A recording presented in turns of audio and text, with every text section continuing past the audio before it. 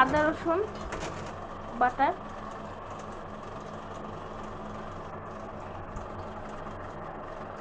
একটা চামচ। এটা হবে গ্রামের পদ্ধতিতে রান্না গরুর মাংস। এখন নুন একটা চামচ, তারপর শুকনো মরিচের গুঁড়ো, আগে হলুদ ইউজিং করবে, যে হলুদ স্কিনকে ফর্সা করতে হেল্প করে। কি কি আমি কোন এই হলদে কথা হইতেছে, অন্য অন্য দিয়ে দিলেও পাওয়া যাবে।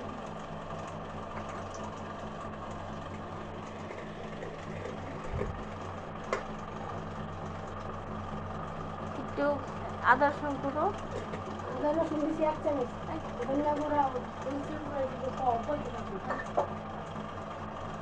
আর কাঁচামরিচের গুঁড়ো আবার 2 চামচ, বেশি করে একটু এক চামচ ভরে দিছি। এটা এটা এটা এক চামচ দিই। এটা কত বড় চামচ দাও তো?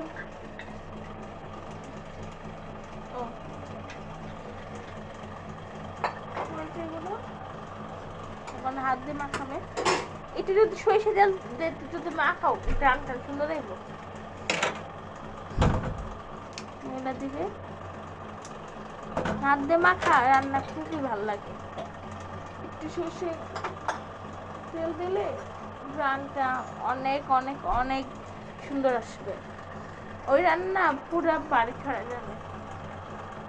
একটু সর্ষের তেল দাও অল্প করে।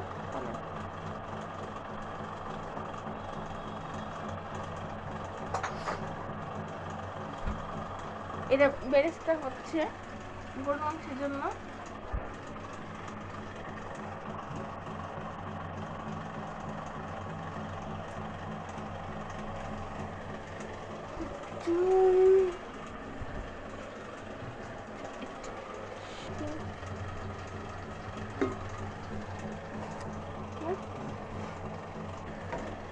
সরষের তেল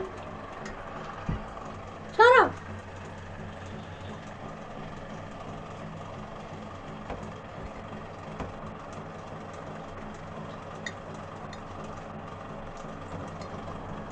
এত লাইট দাও, বন্ধ করো। খুব গরম লাগতো।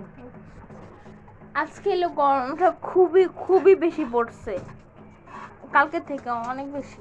বৃষ্টি পড়ে না। এটা ভাই মঞ্জু গেল দেশে, এটা বাংলা কোনো উপায় না। মাখাও।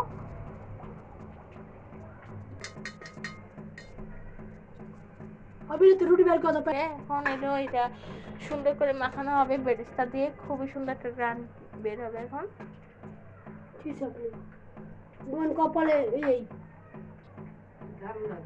রুটি গরম করছি না, কি গান্দা। এখন ভাতটা হয়ে গেলে ভাতের মধ্যে দূর তো সেরি বের খাইতে বসে কি আর জ্বালা ভাতের মধ্যে দূর আমার ভালো লাগে ভাত মিলাই দিবে।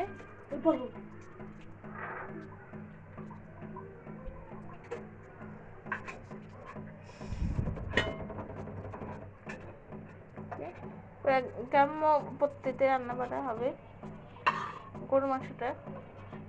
কতগুলো তেল দিয়েছিস, আবার আমার তেল পেঁয়াজ করতেছে। আর মা তো এতগুলো তেল দিছ হ্যাঁ মেয়ে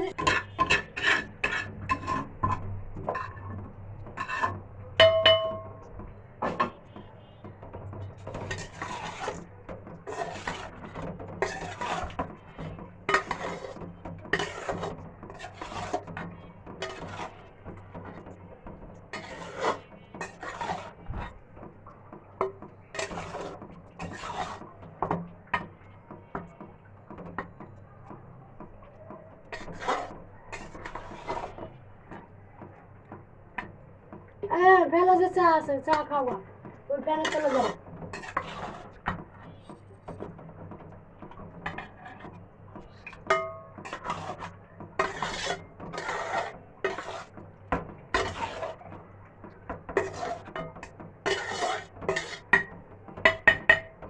যাও আমগুলো করে নে। আর মুখ করে গেছিস জলদি করে। আরে ধরিস না, যাতিস না। ভাঙবো না, তুমি দাও দে জলদি জলদি আমার বাজা করবো আপনি দেখুন জলদি জলদি শেষ করে ওরা কথা বলে না আচ্ছা শেষ করে না এমনি কোনো রান্না দেরি হয় রাখলে দেখছিস হয়েছে আমার দেখা যায় না জলদি তো কর মহা মহা সব খাবি না এটা এলো পুরো ডেঞ্জার আর এটা ধরিস না। আচ্ছা ওকে ওকে দেখেন কত ডেঞ্জার কাছে এটা মিক্সি ব্যাপার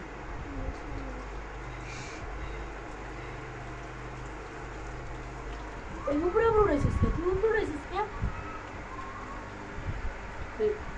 আইবো না এরকমই আমার দাদিমার বোনের পেট পড়ে গেছিল